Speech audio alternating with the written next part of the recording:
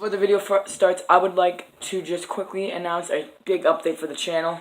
And yes, that is the fact that I will be doing podcasts, possibly on Monday mornings around 8. So, or possibly Monday mornings or Saturday mornings. So if you guys want to see podcasts of any type, just let me know. Put them in the comments below so I can know what to do. The first one we'll be talking about SummerSlam, which is the WWE pay-per-view. So if you're a wrestling fan, look forward to that. Come.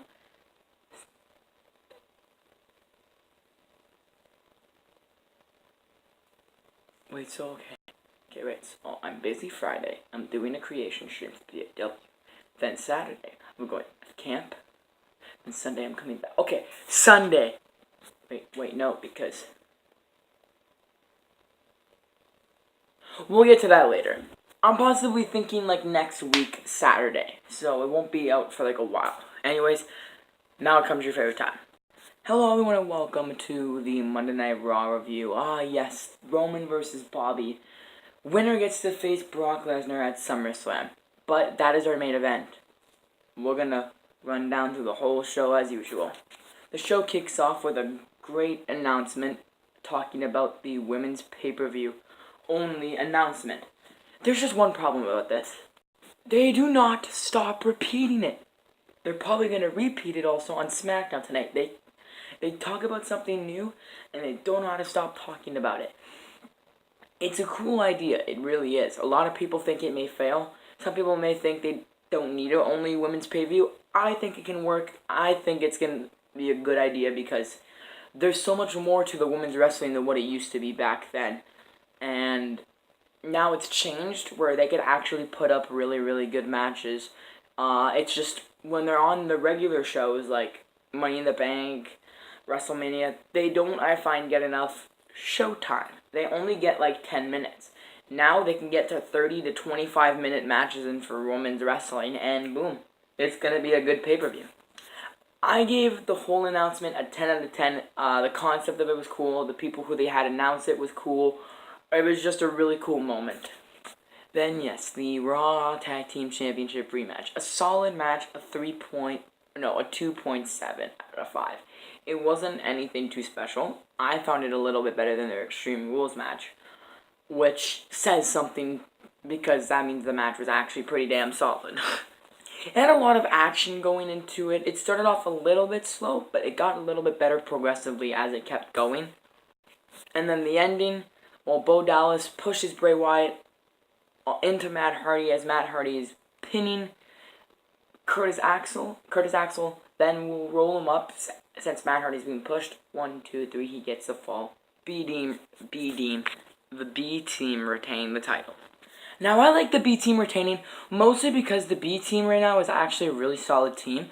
And I feel like if they continue to like put up more better matches like they've been kind of doing and face better people, then their match chemistry is just going to get better. Because the better people you face, the more you're noticed. Because, like, let's say we have the B team versus the Usos. Usos and B team would actually, I think, put up a solid match. Because B team is actually really solid at wrestling. They actually are pretty good. And the Usos, who are fantastic freaking high-flying wrestlers, that's like almost a 3.7 or a 4-star possible match for the tag titles. It's just some more not as important things. I guess kind of important though. And that's the Sasha Banks and Bayley part. Now, Sasha and Bayley, as you guys have been telling, have been having a big rivalry lately. And WWE has been planning on making a lesbian storyline. This is something that I just don't think will go well with WWE if they do it. Because as of right now, they're just good friends. And they haven't really done it yet. Like, there's no, like, spark or anything like that. They've just been hugging it out as friends. So that's, like, at least okay. But, like, it's weird.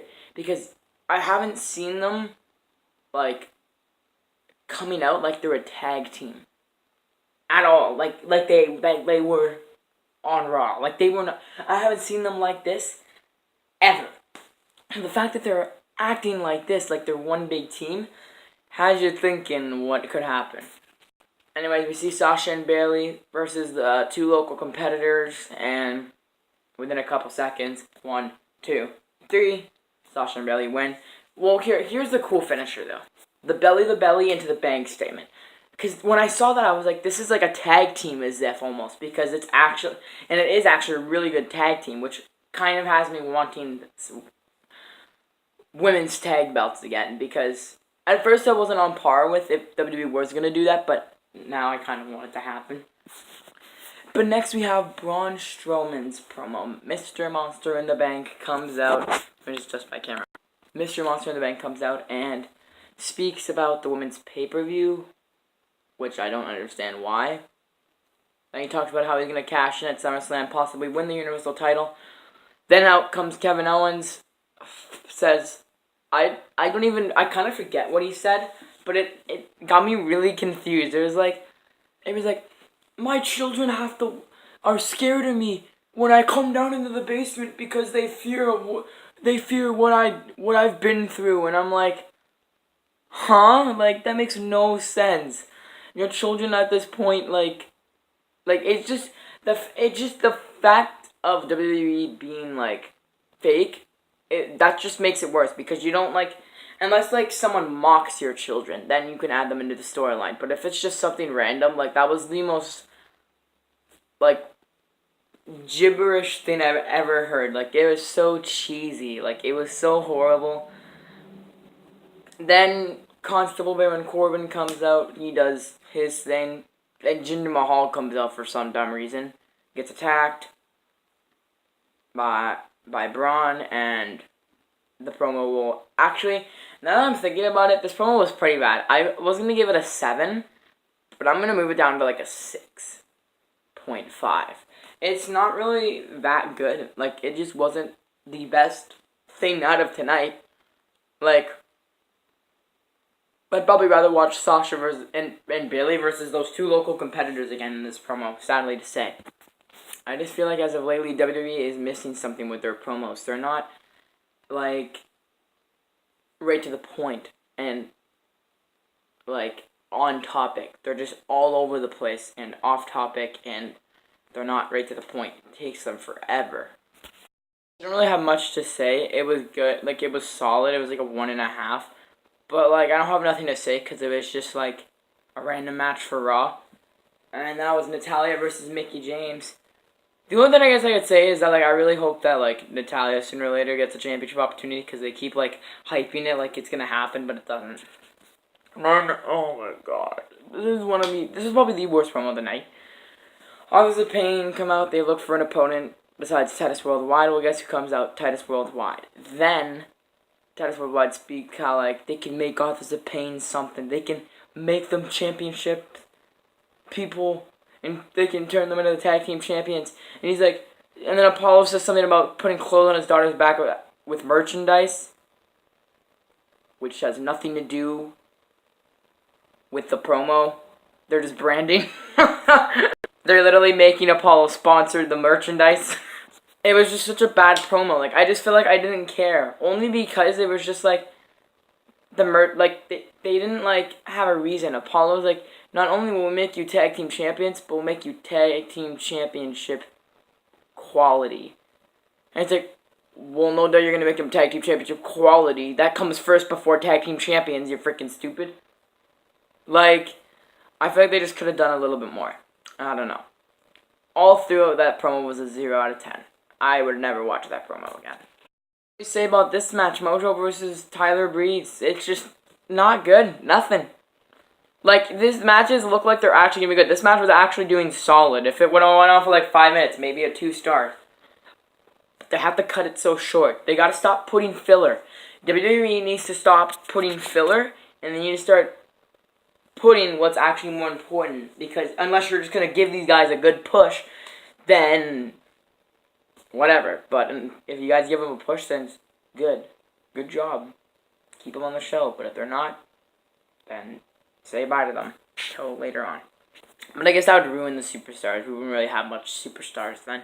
Then next is Finn Balor versus Drew McIntyre. A really good match. 2 stars. It ended in a disqualification when Dolph Ziggler interfered. Then, out of nowhere, here comes Seth Rollins to save the day. He comes out, starts attacking Dolph. He starts attacking Drew.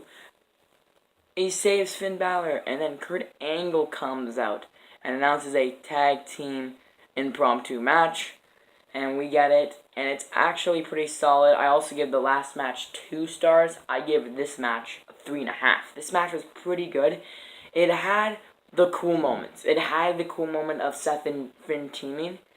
And it had everything I could want for these two people to start teaming and boosting up the rivalry between Seth and Dolph. A really, really good match. Nothing to complain.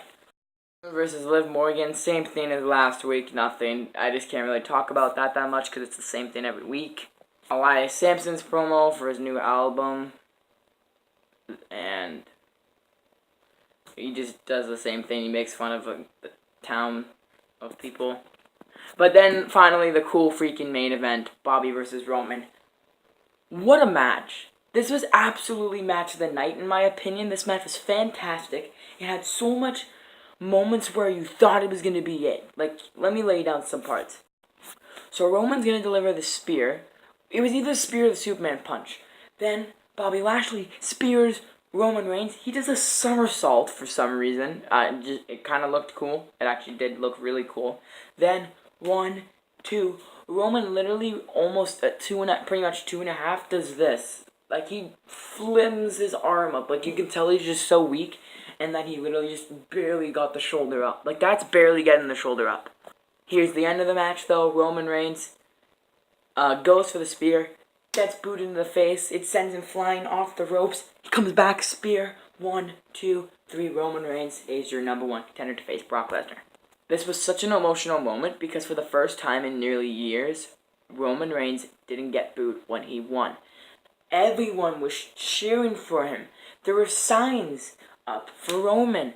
Everyone actually was happy for Roman. It may be a rare moment, but possibly we could be, because I feel like everyone knows now who's going to win at SummerSlam. And I think it's going to be Roman Reigns. Because Roman's come so far now, there's no way they can make him keep losing to Brock. It wouldn't make any sense. But Bobby Lashley and Roman ended up putting 4 stars. Really, really good match. Definitely way better than their Extreme Rules one. And Bobby Lashley's just gonna have to keep fighting and fighting. Hopefully he'll get another shot at some point, but it's settled. Roman versus Brock for the Universal title at SummerSlam. Overall, though, I give this show a 6 out of 10. It wasn't the best, but it also wasn't the worst. It was originally a 5 out of 10, but then I boosted up to 6 because of that one match. Like, it was a pretty bad show, though. Like, that's the only reason why I'm rating it low. But that's all I gotta say for it. Thank you guys so much for watching, as usual. Remember, podcast will be coming out next week, or possibly I may have to hold off on the BAW creation stream, guys, until further notice. Like, I'm thinking what I'm gonna do is do a creation stream next weekend, and then I'll do the podcast this weekend, like on Friday, and then we'll do like something on Sunday. I don't know, like maybe a gaming video. I may actually start posting vlogs too. I've been wanting to do that, so if you guys want to see vlogs, let me know. Just comment it below. Anyways, thank you guys so much though for watching. I'll see you guys later. Peace.